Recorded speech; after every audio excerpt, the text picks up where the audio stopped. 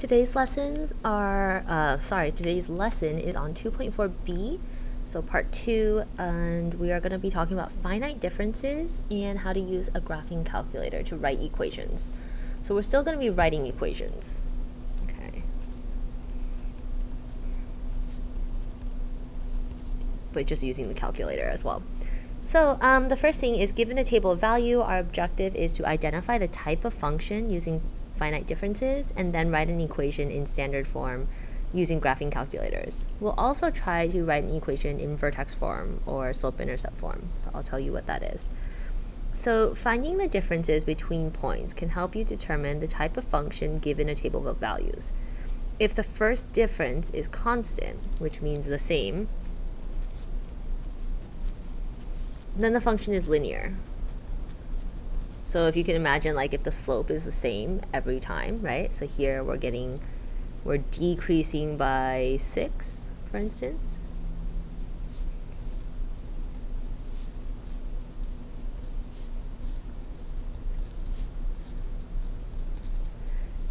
And the thing to keep in mind, though, is just because the y values decrease by 6 doesn't mean the x values are constant. So you do need to confirm that the x's are changing by the same thing, or that the change in x is also constant or the same.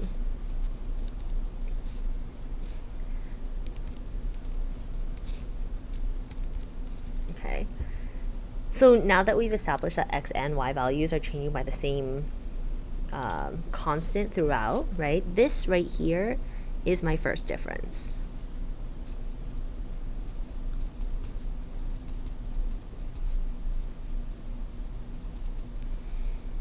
Okay, so it says determine whether it's linear, quadratic, or neither. Its first difference is constant,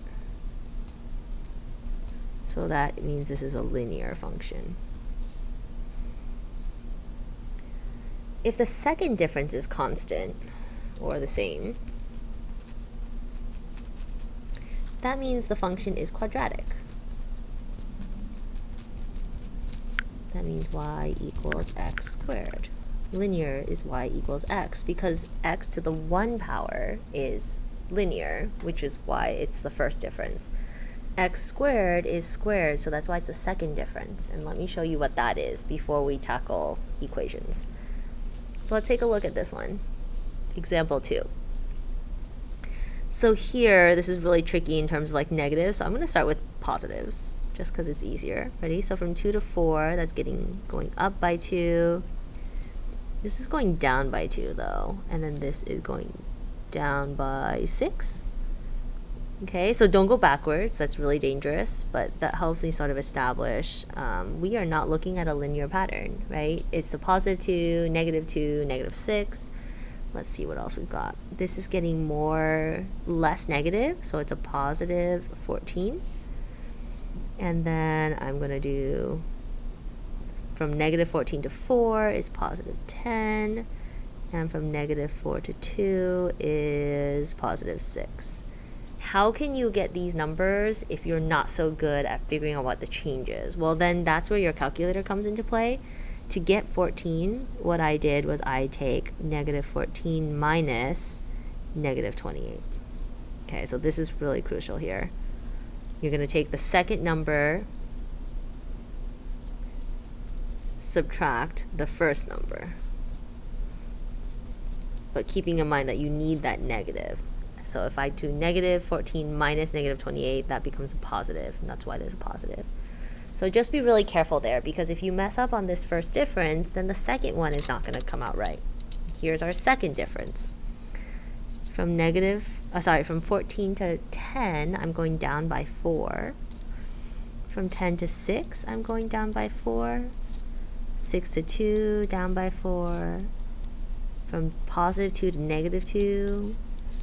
And everything has a change of negative 4. This is your second difference.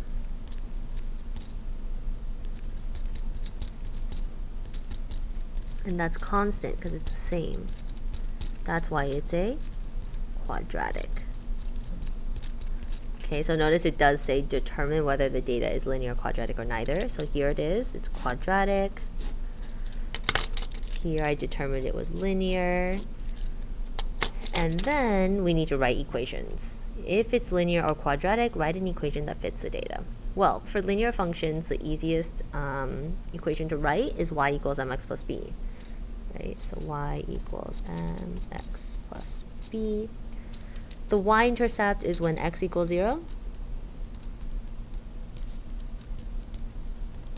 That means it must be 36.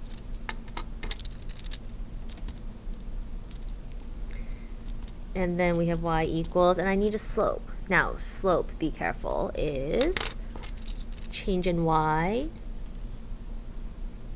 over change in x, right? So it's -6/3. Please don't keep it like that ever. I will take points off if you do not give me a final answer of y equals -2x plus 36.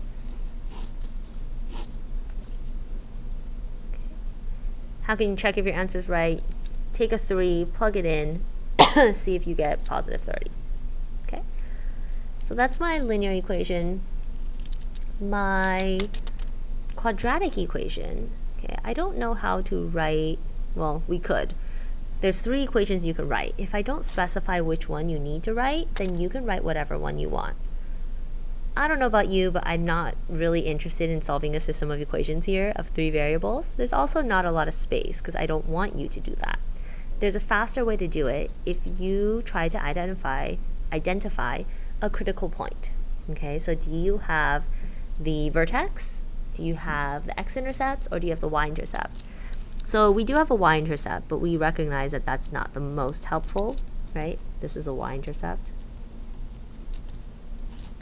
More importantly though, let's see, we know it's a quadratic, so it's really far down. It's going up, up, up, up, and then it comes back down. And do you see how this is your vertex? Because the y values start to mirror itself on both sides.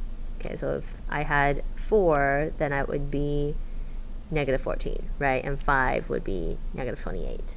So we have our vertex, and we can write our equation in vertex form.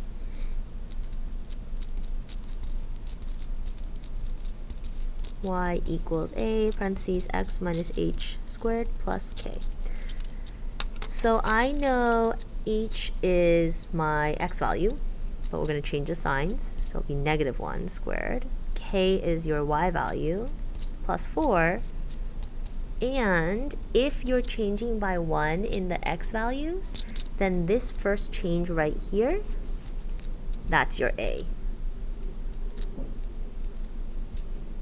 Okay?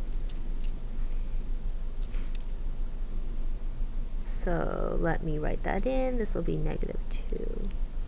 And we can confirm that it works. We're starting at the bottom and going up, up, up, and then coming back down. So the vertex is negative. Sorry, the a value is negative. Let's take a look at example 3. We are changing by constant in the x values, but now we are adding 10, adding 30, adding by way more than 30. Let's see, I think this is 90 plus 405 minus 135. You guys know I'm not good in my head. That'll be 270. And maybe you can start to see a pattern. Look, it's 1 times 3 times, this is times 3 times 3, so this will be 810. Let me check that. 1215 minus 405. There we go. 810. So we can check for a second difference. We know it's not linear.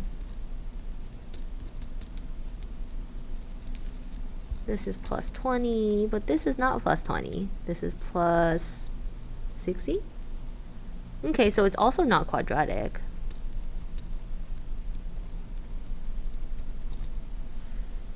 And at this point, we don't know what other functions there are. They're not absolute value, so assume that it's not. So in this case, it's neither linear or quadratic.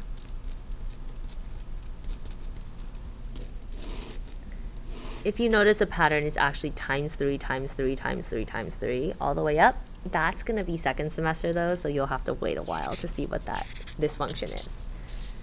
So at this point, this is where you will need your graphing calculator. So maybe pause your video, take it out so that you can follow along with us.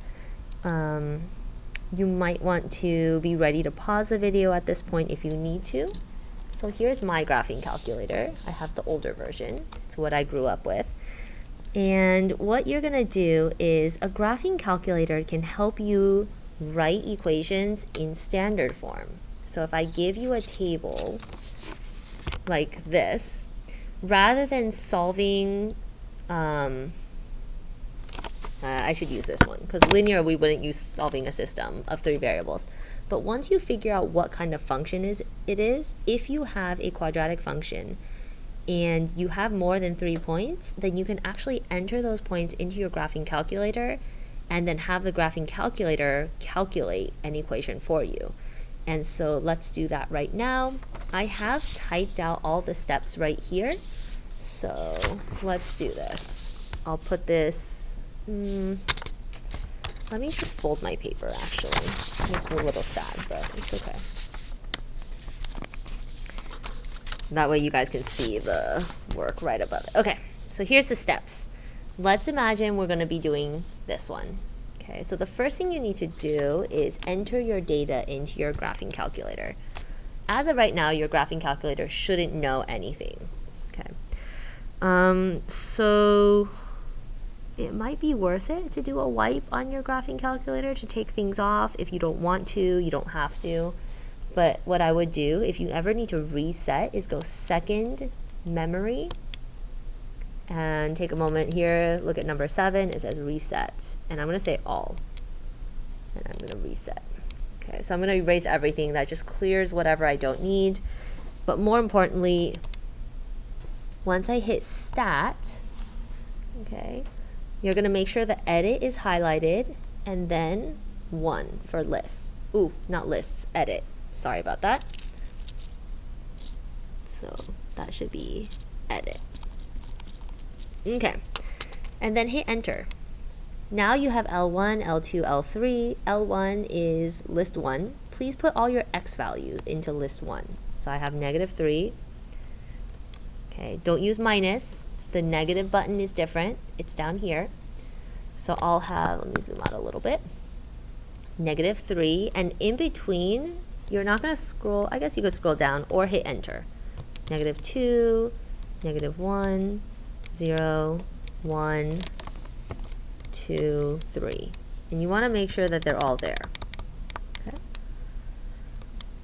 If you're going to L2, then you're going to go all your y values, -28, -14, -4, 2, 4, 2, and -4. What I always do is I check, go all the way down, and just make sure I have the same number of x and y values. Otherwise, it will not work. Okay, so the question then is, what happens if you inherited your calculator from someone or you borrow someone else's and they have numbers in there already? You can type over them, but in order for you to delete that one, right, it would take a lot of work to delete it. So the other way you could do it, rather than deleting numbers one by one, oh dear, since I deleted my x value, it deleted my y value. Is that true? What did I do? 1, 2, 3, and then this one. -28, -14, -4. What is going on? 2, 4, 2, -4. Okay, there we go. So when you hit delete, it messes with things. So I like to just make sure I have it correct and type over it. If you need to clear your values, I have that right here. What you're going to do is highlight the list you want to clear. I'm going to choose L1 just to show you. And hit clear. Don't hit delete. If you hit delete, the L1 will disappear completely and you'll need to do a memory reset. Okay, so hit delete. Oh, don't hit delete. Do you guys see what happened? So now I have a problem because my L1 is gone and it won't come back. So I'm going to go second. Let's see. I think I can do setup editor. Done. Let's see if that worked. Yeah. Okay. So did you see what I did? Go to stat, setup editor, and if you just hit that and enter, it will set up what you had. Okay, so my numbers are back, thank goodness. So hit clear, but nothing happened in the numbers until you hit enter. For these graphing calculators, when in doubt, hit enter. Okay, so let me retype my numbers. Okay, so once you have your list in there, those are all my values, what you're going to do is now we need to calculate the equations. So since we're using statistics and points, we're going to go to stat again. And this time we're going to calculate and make the calculator do some work for me. So I hit the right button to highlight calc. And as you look down, there are these things called lin reg, quad reg, cubic reg. What this is it's a linear regression or a quadratic regression. And what it does is if you choose the right one, it will give you the equation you want. So what I'm going to do is highlight quadratic since we know it's a quadratic already. And here's where calculators vary. You're going to hit enter and I will see this. Your screen might look slightly different with other stuff in between. Fancier or newer calculators, hit enter until you see what I see on my screen. So hit enter until you get this. Okay, so at this point, you'll see A is equal to -2, B is equal to 4, C is equal to 2. I know A is -2. We haven't calculated B yet, but I do know that here, C, y-intercept is 2. Do we trust the graphing calculator? Well, this is where using technology is sort of iffy. We don't know if it's going to work. There is a number that will tell you how close your points actually are. Because right now what's happening is you put a bunch of points into the calculator like this, and what it does is it draws a line of best fit. And for some points, there's a perfect fit, and for others, there isn't. In order to see how perfect this fit is, you're going to go to the correlation coefficient. So we need to add this into your calculator. It's going to be an r² equals number that shows up here. And if r² equals to 1, it means the line is a perfect fit for those points. If r² is equal to 0.8, say, then it's an 80% fit, and it's close, but not great. So how do we get r² into your calculator? Okay, everyone hit second, and then all the way down at 0, it has the word catalog above it. Hit second 0. I'm going to scroll all the way down to diagnostic on, and it's alphabetical, so just keep going down. Luckily this is a one-time thing. Once you set it up, you'll never need to do this again. Diagnostic on, hit enter, and enter again. Okay, people with fancier calculators, I don't know how many times you need to hit it until you see done. So now, cool trick about this graphing calculator, instead of going back to stat and calc, I can actually make this calculator pull up what I did before by doing second enter. Do you see how that was my last step? I'm going to do it again, second enter. And that's what I did before this step. So now I can just hit enter. And you see how I have my A, B, C values and r² equal to 1. So that means this is a perfect fit for this equation. So my standard form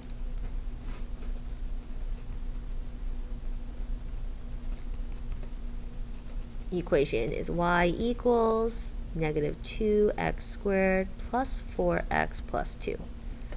I wish I could tell you guys to do a system of 3 variables. If you want to, you can try. I choose the positive numbers, but trust me, this works. Okay? You can't do it if you don't know what kind of function it is, but if you wanted to try, you could actually use these points, put them into your calculator, but instead of quadratic regression, since this is a linear, you're going to go to stat, calc, and after you change, well, first you have to change your lists, right? Re-put the numbers in. But when you do calc and go to linear regression, this will pop up. Okay, so if you want to pause your video here, go for it. I'm going to prove that it works by showing you. So I'm going to go to edit, go up and clear, not enter. Oh, sorry, not delete, hit enter. Go highlight, clear, enter.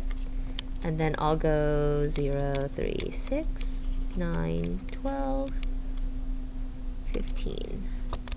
And then I will go 36, 30, 24, 18, 12, and 6.